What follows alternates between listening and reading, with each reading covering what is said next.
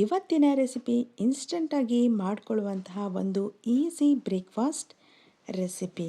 ಎಲ್ಲರಿಗೂ ನಮಸ್ಕಾರ. Welcome to Pavi's vlogs. ಇವತ್ತು ನಾನು ಮಾಡ್ತಾ ಇರುವಂಥ ರೆಸಿಪಿ ರವಾ ಉತ್ತಪ್ಪಂ.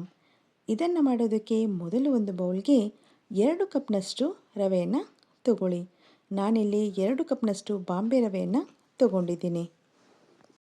ನಂತರ ಇದಕ್ಕೆ 1 ಕಪ್ನಷ್ಟು ಮೊಸರನ್ನು ಸೇರಿಸ್ಕೋಬೇಕು.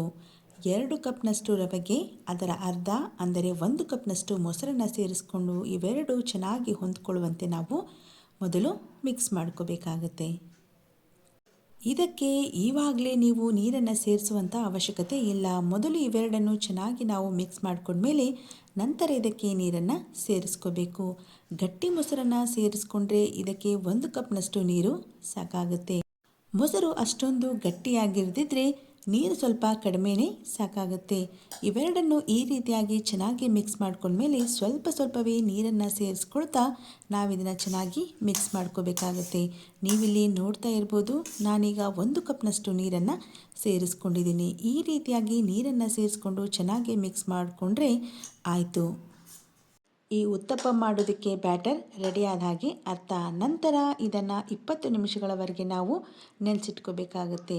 ಇವಾಗ ಒಂದು ತಟ್ಟೆ ಅಥವಾ ಬೌಲ್ನಲ್ಲಿ 2 ಮೀಡಿಯಮ್ ಸೈಜ್ನ ಈರುಳ್ಳಿಯನ್ನು ಚಿಕ್ಕದಾಗಿ ಕತ್ತರಿಸಿ ಸೇರಿಸ್ಕೋತಾ ಇದ್ದೀನಿ. ನಂತರ ಇದಕ್ಕೆ 1 ಕ್ಯಾರೆಟನ್ನು ಈ ರೀತಿಯಾಗಿ ತುರಿದು ಸೇರಿಸ್ಕೋತಾ ಇದ್ದೀನಿ. ನಂತರ ಇದಕ್ಕೆ 2 ಟೊಮೆಟೊವನ್ನು ಚಿಕ್ಕದಾಗಿ ಕತ್ತರಿಸಿ ಸೇರಿಸ್ಕೊಳ್ಳಿ. ಹಾಗೆ ಅರ್ಧ ಇಂಚಿನಷ್ಟು ಶುಂಠಿಯನ್ನು ಕೂಡ ಸ್ವಲ್ಪ ಜಜ್ಜಿ ಅಥವಾ ಸಣ್ಣದಾಗಿ ಕತ್ತರಿಸಿ ಸೇರಿಸ್ಕೊಳ್ಳಿ. ನಂತರ ಇದಕ್ಕೆ ಸ್ವಲ್ಪ ಕೊತ್ತಂಬರಿ ಸೊಪ್ಪು ಹಾಗೆ 2 ರಿಂದ 3 ಹಸಿ ಮೆಣಸಿನಕಾಯಿಯನ್ನು ಚಿಕ್ಕದಾಗಿ ಕತ್ತರಿಸಿ ಸೇರಿಸ್ಕೊಂಡು ಸ್ವಲ್ಪ ಕರಿಬೇವಿನ ಸೊಪ್ಪನ್ನು ಸೇರಿಸ್ಕೊಳ್ಳಿ. ಹಾಗೆ ಅರ್ಧ ಟೀ ಸ್ಪೂನಷ್ಟು ಜೀರಿಗೆ ಪುಡಿಯನ್ನು ಸೇರಿಸ್ಕೊಳ್ಳಿ.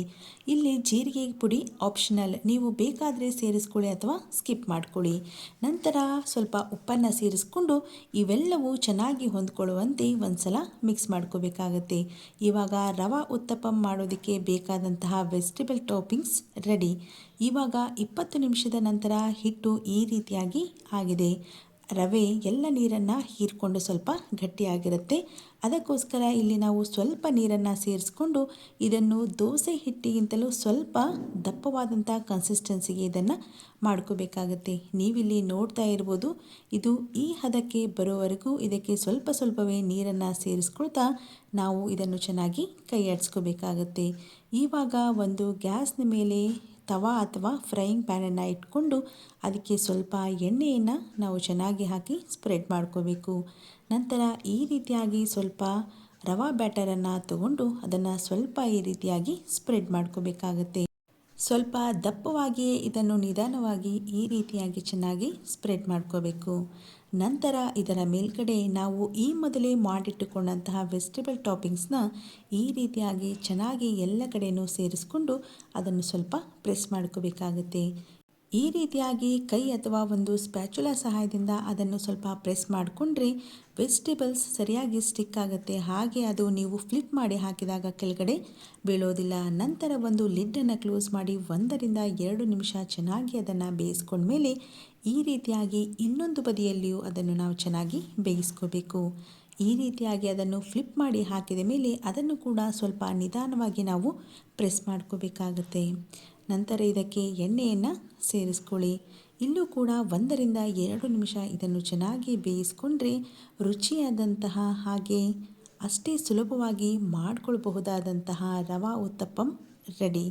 ಇದು ಬೆಳಗಿನ ಬ್ರೇಕ್ಫಾಸ್ಟ್ಗೆ ತುಂಬ ರುಚಿಯಾಗಿರುತ್ತೆ. ಹಾಗೆ ಇದನ್ನು ಬೇಗನೆ ಮಾಡ್ಕೋಬಹುದು. ನಾನೀಗ ಅದೇ ರೀತಿಯಾಗಿ ಇನ್ನೊಂದು ಉತ್ತಪ್ಪವನ್ನು ಕೂಡ ಮಾಡಿಕೊಂಡು ನಿಮಗೆ ತೋರಿಸ್ತಾ ಇದ್ದೀನಿ. ಈ ರೀತಿಯಾಗಿ ವೆಜಿಟೇಬಲ್ಸ್ನ ಸೇರಿಸ್ಕೊಂಡ್ಮೇಲೆ ಮೇಲ್ಗಡೆ ಈ ರೀತಿಯಾಗಿ ನಿಧಾನವಾಗಿ ನಾವು ನೀಟಾಗಿ ಪ್ರೆಸ್ ಮಾಡ್ಕೋಬೇಕು.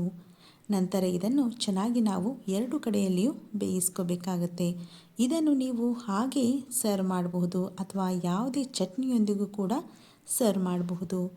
ಹಾಗೆ ಯಾವುದೇ ವೆಜಿಟೇಬಲ್ಸನ್ನು ತಿನ್ನದೇ ಇರುವಂಥ ಮಕ್ಕಳಿಗೆ ಈ ರೀತಿಯಾಗಿ ಮಾಡಿಕೊಟ್ರೆ ಅವರು ಕೂಡ ತುಂಬ ಇಷ್ಟಪಟ್ಟು ತಿಂತಾರೆ.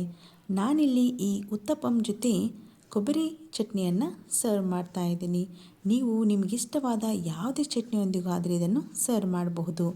ನಾವು ಮಾಡೋ ರೆಸಿಪೀಸ್ ನಿಮಗೆ ಇಷ್ಟ ಆದರೆ ಹಾಗೆ ಇನ್ನಷ್ಟು ಹೆಚ್ಚಿನ ರುಚಿಯಾದಂತಹ ರೆಸಿಪಿಗಳಿಗಾಗಿ ಪ್ಲೀಸ್ ನಮ್ಮ ಚಾನಲ್ಗೆ ಸಬ್ಸ್ಕ್ರೈಬ್ ಮಾಡಿ. Thanks for watching.